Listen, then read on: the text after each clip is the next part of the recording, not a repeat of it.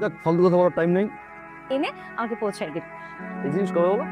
এত কাল মানে অনেক আগে থেকে আমাদের মধ্যে কথাবার্তা হচ্ছিল, আমাকে তারা পছন্দ করেছে এবং আমিও পছন্দ করেছি, শুধুমাত্র এখন বিয়ের তারিখটা বাকি, আর সব তো এই জিনিস নেওয়ার জন্য রাজি হলো কে? তুমি বল। শুনেন, আমার হবু হাজবেন্ড রিফ্লেক্স কোম্পানির সিইও, বুঝছেন? যান তাহলে আপনার হবু হাজবেন্ডের গাড়িতেই যান। আসবো আমি, বিয়ে খেতে আসবো আপনার সিইও জামাইয়ের। কোথায় যাচ্ছে? তোকে আর আমাদের বসেই বসেই খাওয়াতে হবে। এই সংসার আমি চালাই। যদি খাবার জোটে তাহলে খাবো, আর না জোটলে না খেয়ে থাকতে। যা যা যা যা যা যা। ভাবি, ভাবি আম্মা, ভাবিটা দেখিয়ে করলেন। ভাবি দেখি গো মা, তো ভাবিরে খুঁজতে পারি না আমি। কি দরকার তো? আবার কোন ভাবির বাড়িতে আসছো? আবার কোন আর বাবা কুকুরটা কান কথা কয়ে ভাবির বাড়ি থেকে বাইর করতে আসছো? আজ পিছনে কি করছে রে? কি করছো তুমি জানো না? তোমার ভাই, তোমার বড় ভাই আমার আজে বাজে বকাবকি কইরা সে ক্ষেত্রে চলে গেছে। এবারে কাজ করো, এবারে কাজ করে এবার তুমি আমারে এবার দিয়ে দাও। ওয়ালাইকুম আসসালাম। আঙ্কেল ভাড়াটার জন্য আসছিলাম। 4-5 দিন পরে দিয়ে দাও। আঙ্কেল আজকে তো 10 তারিখ, আজকে ভাড়াটা দিয়ে দেন। 10 তারিখ তো সবসময় দেই, 4-5 দিন পরেই দিয়ে দিই। ঠিক আছে? খুব তো বাড়িওয়ালা পোলারে বললা যে 4-5 দিন পরে ভাড়া দিয়ে দিবা। কোথা থেকে তুমি ভাড়া দিবা? টাকা তোমার কাছে আছে না আমার কাছে আছে যে ভাড়া দিবা? আমি মানতেছি যে বড় ছেলে একটু বেশি বলে ফেলছে, আমি গায়ের মধ্যে হাত দিয়ে একটু বলতে পারতা যে বাবা কিছু মনে করিস না, ভুলে যা সবকিছু। কোথা থেকে তুমি সংসার চালাবা সেটা আমি বলো।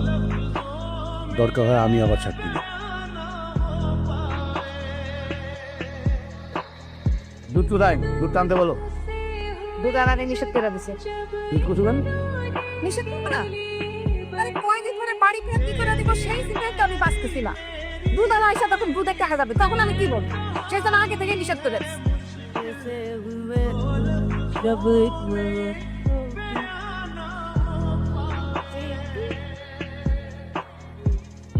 আপনি? হ্যাঁ, বাধ্য হয়ে আসছি। আমি আপনাকে কত ফোন দিয়েছি, আপনাকে কত পাচ্ছি না। তো ভালো আছেন আপনি? আমি ভালো নাই। আমার সামনের উইকে আমার বিয়ে ঠিক হয়ে গেছে, আপনি প্লিজ আমার এই বিয়েটা ভেঙে দেন, প্লিজ প্লিজ যেভাবে হোক আমার এই বিয়েটা ভেঙে দেন। এখন আর পাগলামি করার বয়স আছে? আপনি দেখতে যতটা ইয়ার না লাগেন, আপনার কিন্তু বয়স হয়েছে। বিয়েটা করে ফেলেন। হ্যাঁ, আমি বিয়ে করবো, কিন্তু সেটা আপনাকে। আমি আপনাকে ভালোবাসি, আমি সেটা বলতে পারিনি কখন, কিন্তু আমার মনে হয়েছে এখন এটা বলা উচিত। আমি আপনাকে ছাড়া অন্য কোথাও বিয়ে করতে পারবো না। আপনি যেভাবে হোক এই বিয়েটা ভেঙে দেন না প্লিজ, আপনি যে হোক এই বিয়েটা ভাঙেন। সম্ভব না মানে? আমি জানি আপনি আমাকে ভালোবাসেন। ভালোবাসা হচ্ছে এক ধরনের ফ্যান্টাসি, আর এই ফ্যান্টাসি মাঝে মাঝে রিয়েলিটির কাছে হেরে যায়। কিন্তু মেনে নিন, আমার ফ্যান্টাসিও আমার রিয়েলিটির কাছে। আমি আসলে এই মুহূর্তে বাবা মা সংসার এর বাইরে কিছু ভাবতে পারছি না। সরি, আপনি বিয়েটা করে ফেলেন। আমি আপনাকে ভালোবাসি, আমি আপনাকে ছাড়া বাঁচবো না। পৃথিবীর সব প্রেমিকায় বিয়ের আগে ঠিক এই কথাটাই বলে তার প্রেমিককে, কিন্তু বিয়ের পরে তারাই আগে ভুলে যায় নতুন সংসার, নতুন স্বপ্নের ঘরে সবকিছু ভুলে যায়।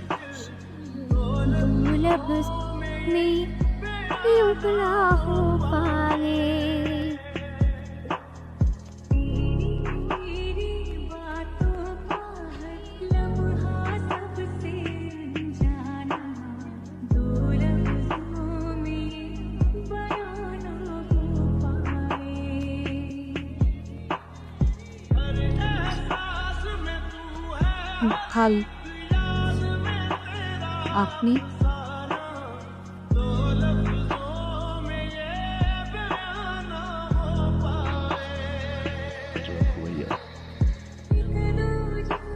এটা কি? আব্দুল্লাহ, ওই যে তোমাকে জানানো হয়েছে। লাগবে না, ছোট করে একটু বিদ্যালয়ের টাকা দেখতে মানুষ কি দিতেই পারি। রাখ, তুই চালাক, রাখ রাখ রাখ।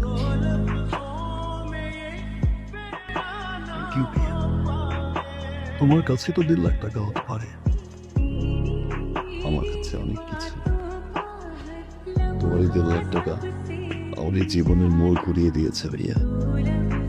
অনেক কিছু শিখেছি, অনেক কিছু দেখেছি, অনেক কিছু পেয়েছি ভাইয়া, আবার অনেক কিছু হারিয়েছি। এতদিন পরে এসে আমার মনে হলো এই টাকাটা তোমাকে ফেরত দেওয়া উচিত। রাখ ভাইয়া, বাবা মায়ের জন্য তোমার করবো। আসি ভাই। ওর হেবিতে কিছু খাবেন?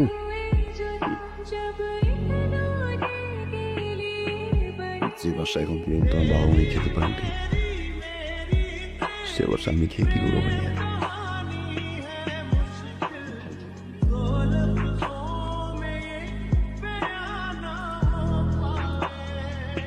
মা, 15 তারিখ আমাদের ফ্লাইট।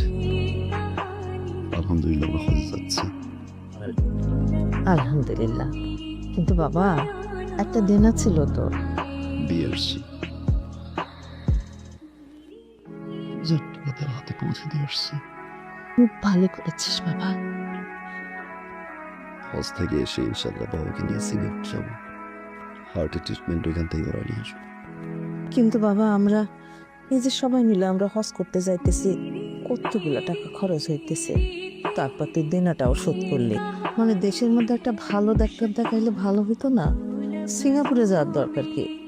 দেশের ডাক্তার তুমি ফেরত কিন্তু কিছু। আমি যতদিন আছি তোমাদের সেবা করে যাও। সারা জীবন তো চালাই গেছি।